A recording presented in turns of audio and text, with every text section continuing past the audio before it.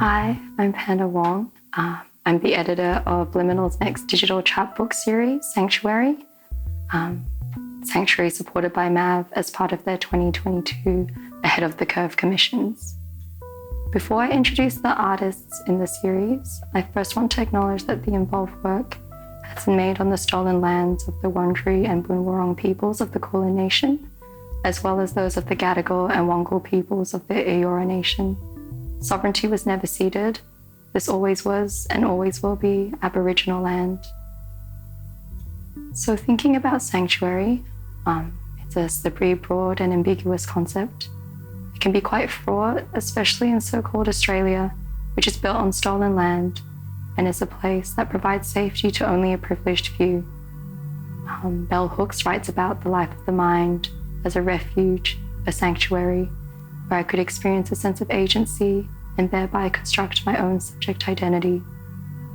When I was commissioning the artists, I also mentioned to them that sanctuary can be found in others. I urged them to think of a huddle of tired cygnets nestling in the curve of the mother swan's back, or leaning into an old friend. Sanctuaries can also refer to places of worship, and I was interested in kind of uncovering what is divine or spiritual in our daily lives now. I wanted to also make it clear to the artists that sanctuary can be anything to anyone. Some of the examples that I gave were your local nail salon, KFC, an obscure internet forum, whatever. The responses to these commissions have really touched me. I was already a fan of all these artists before I commissioned them, but getting to work with and alongside them and see how their big universe brains tick has been a really amazing experience. So the first artist I'm going to introduce in this series is Tran.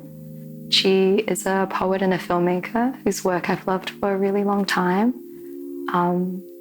Their kind of transition to film is quite recent. In their practice, they explore language as an active life form, and I'm really excited to share this film, which reflects this transition from largely written language to maybe something that explores more visual and dynamic iterations of language. Chi's film, There Is Nothing Else Known in the Sky That Does That, is part of a series of 3. It follows a young woman who has been transported to her grandmother's old temple through an attempted ritual to get to heaven. This film is really beautiful. I really love the use of storytelling in this to help the viewer see heaven in everything that we have here. I also really love the way they use light and language in this film. It's quite otherworldly and transportative. It kind of lulls the viewer into a sanctuary of their own. You can tell when watching the film that attention has been paid to every object in the shot, and I'm really excited for people to see it. So the next artist in the series I'll introduce is Eric Jiang. I came across Eric's work quite recently. Eric is a poet and has recently written a play. And I chose Eric to commission for this series because I find Eric's work really funny, playful, humorous. There's like an irreverence about it that I really appreciate. Eric contributed a poem, Honey. It's kind of displayed in a Google Slides format, which is really fun. You just kind of click through it. The poem centers around the game Spelling Bee, which I think is owned by the New York Times. It's a game that Eric and a friend played during lockdown, and it explores the idea of sanctuary as something that you can build together even when apart. It also explores the contrasting physical and digital experiences of sanctuary. And yeah, it's a really beautiful exploration of it. The way it explores time and how time can change in your built sanctuaries is also really meaningful to me. Yeah, I really love this piece. The next artist I'd like to introduce is Chamas. Mo is an artist, poet, and really incredible game designer. I've been obsessed with Mo's work.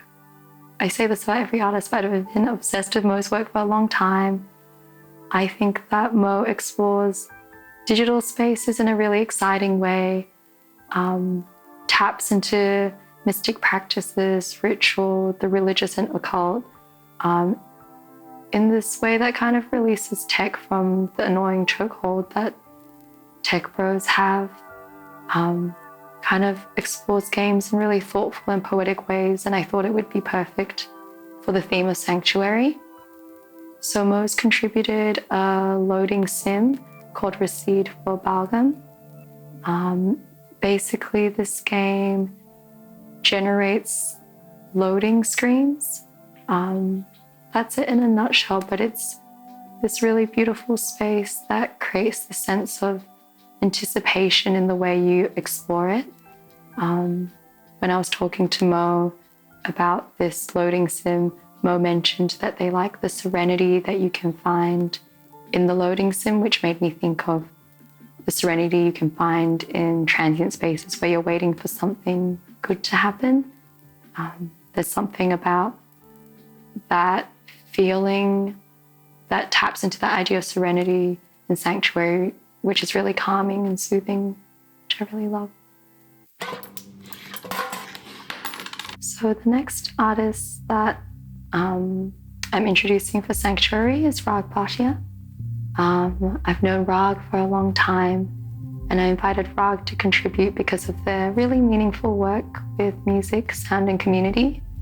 I really appreciate the way that they experiment with ways to experience music and community. They did a recent project, Room2.fm, which is an online performance space where musicians perform, and in kind of this very early 2000s nostalgic kind of way, listeners can chat and interact over a forum alongside it. So Raag created a piece, Being a Body. When talking to Raag about this piece, they mentioned that it was created as a meditation, a way for those interacting with this digital piece to be guided through by music, visuals, and text, inviting them to pause and linger. Thoughts and breath and being turn the feeling of infinite scroll from something like an anesthetic into something quite calming in comparison. It feels kind of like old school internet vibes, where you would explore the internet and find a strange little piece that transported you to another place. Yeah. So Munira Tabassum Ahmed is the next artist I'd like to introduce as part of the Sanctuary series. I first came across Munira's poetry while editing for the Suburban Review, and I was really struck by how delicate and precise she is with language and how she finds moments of divinity in the everyday. So that's why I invited her to contribute to the series. So she wrote a poem called American Sonnet Like Prayer for the Sanctuary series. The title of the poem has intertextual links to Terence Hayes' American Sonnet for My Past and Future Assassin.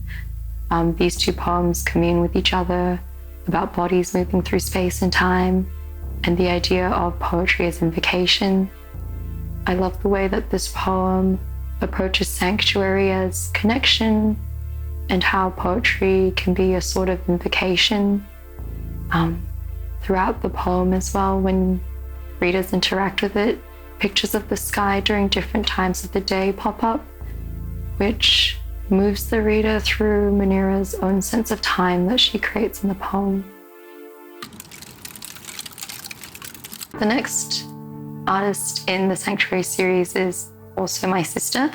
So her name's Tanya Wong, and she's a recent game design graduate who I've been wanting to commission for ages, actually, because I love the way that she's really nerdy about game concept art and alternative ways of approaching games. So she contributed a series of interactive animations called Similitude of a Dream.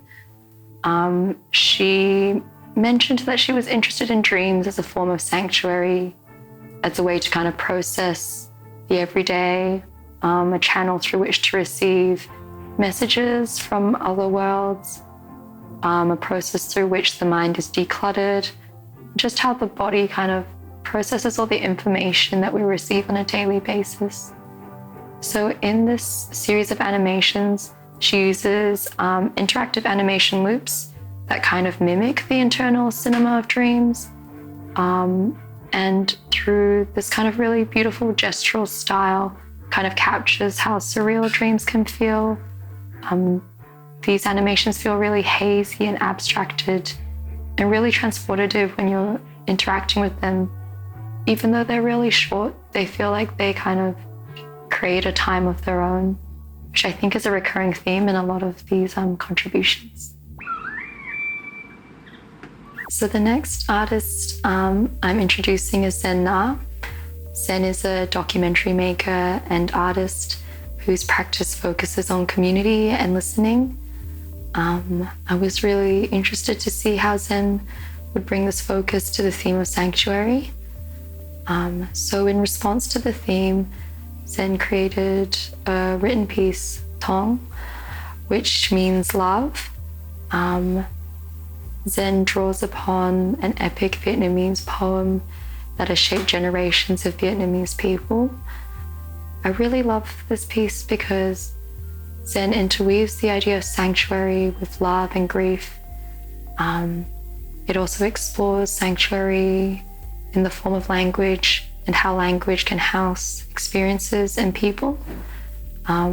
This piece also explores how sanctuary can extend across community and generations in the form of this poem.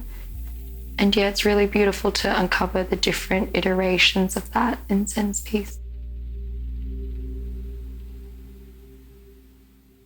I also want to acknowledge that Sab D'Souza was commissioned for the Sanctuary series. I want to acknowledge the recent loss of this vibrant, intelligent, funny, and deeply caring artist. I just want to share a little bit about why I was originally drawn to commission Sab. Sab published this piece in Runway Journal, What If We Held Hands in the Margins of a Google Doc. In short, this piece was a film showing a piece being edited in Google Docs, but it was really about the way critique and feedback are also forms of love and care and how intimate this kind of exchange can be.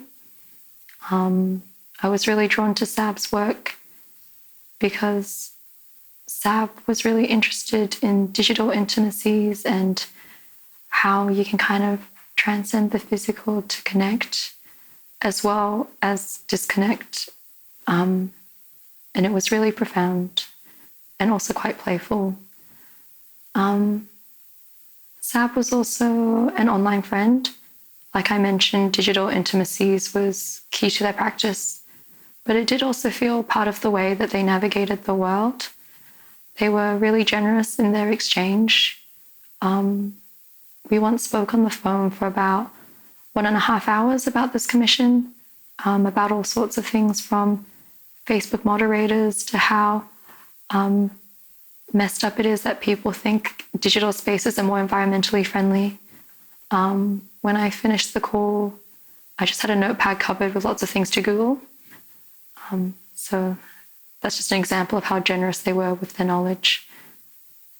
I just want to say that their loss was and is felt deeply in community and in the spaces that they shared their work.